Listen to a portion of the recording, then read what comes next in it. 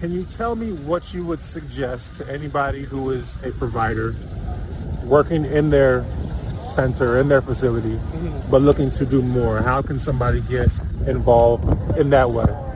The first thing you would do is join our organization, is DC Family Child Care Association. Join us and see what we are actually doing, because we have a lot of great things and opportunities for you to speak up and speak out for yourself. Second, I would tell them to join our national organization, which is the National Association for Family Child Care, especially if you're a family child care teacher. That, to me, what governs you is very important, because they're going to keep you abreast and keep you up to date on what you need to know and how you can flow or fit into where you belong into the scheme of where family child care fits with all the genres of education. And then also joining the under 3DC grassroots organizations, and to know, especially, let's say, our little pay equity, and you see under 3DC right here, they are a coalition grassroots organization that we partner with to really get our causes across, especially pay equity, any type of things that we feel that we need to validate or advocate for. Okay. I am Zachary Parker. I have the privilege of representing Ward 5 on the DC Council. And I'm not just standing in solidarity, I am here for the fight. Fight for our educators.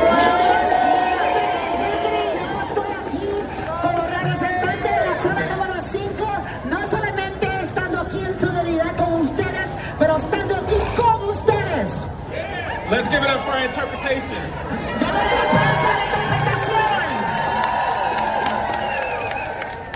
I'm standing here for the fight because we know early child education Estoy aquí para la lucha porque sabemos de que la educación primaria is our path to a safer DC. Es nuestro camino a un DC más seguro. Is our path to a more equitable DC. Es nuestro camino a un DC más adecuado. And so I've said it before and I'll say it again. The Pay Equity Fund is a non-negotiable in the fiscal year 25 budget.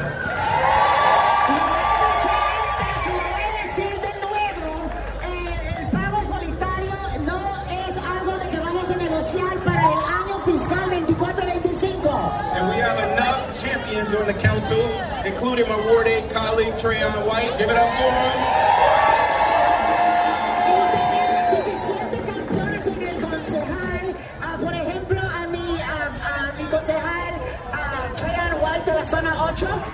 And I'm going to give it over to him, but just know that the Pay Equity Fund is a non-negotiable because our children are on stake, our educators are at stake, equity is at stake, and we won't let it stand. So give it up for Treyon White. So you've been doing this formally, right? This formal type of advocacy for the past, 5-6 years? Yes. Let's say over the next 5 years, what would you like to see change as a result of FCC providers and educators, teachers, center directors getting involved outside of the facility? What would you like to see happen, change? One of the biggest things is what I've been always advocating is for the equity among the groups of education. No one should be paid more than anyone else. So centers are paid more than homes. Homes are paid more than FFNs.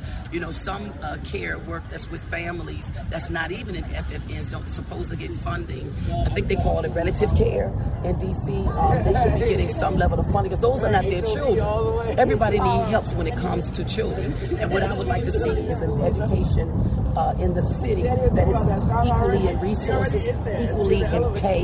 Just because we're smaller does not mean that we're not educated or we don't have the means and everything to make sure we at Family Child Care really is the workforce behind the workforce, because we have what term we have in our name, family. So that means we are FFNs, we are centers, we are everything. So when one piece of our link is not working, this means that none of us is working. We need to have equity and resources so we can make children thrive. We cannot say that we're saying no child left behind, but you're leaving a whole groups of children behind. So I would like to see our black and brown children being able to have the opportunities as white children or any other race children, being able to explore and have a teacher that is well compensated, not overstressed. You know, we have mental wellness just as well. Sometimes we work 12, 14 hours. How good is it for me to work 14 hours into the hole and work myself down to a stroke? Mental health days are very important. I want to see it where we actually have health insurance, quality health insurance. I should have to pay out my pocket for anything. DC teachers get a beautiful plan. They also get opportunities to pay for homes. We don't have those opportunities there. I think whether you're a DCPS teacher, a charter school teacher, a family child care teacher, a family friend and neighbor, some things have to, the resources is the key. We all need resources for children. We can't sit around and say we care about children and then we just leave children behind. So all children, and I think a lot of that happens because our children are black and brown. Other parents who are more affluent, we do have black families, black and brown families that are more affluent and can afford these opportunities, but at the same time, are all those opportunities still given to them?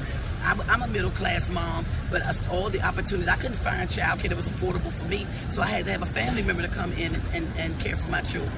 Or then I had to find out in my community, the mayor or city council and all of them should make sure that resources are available to those who do not know.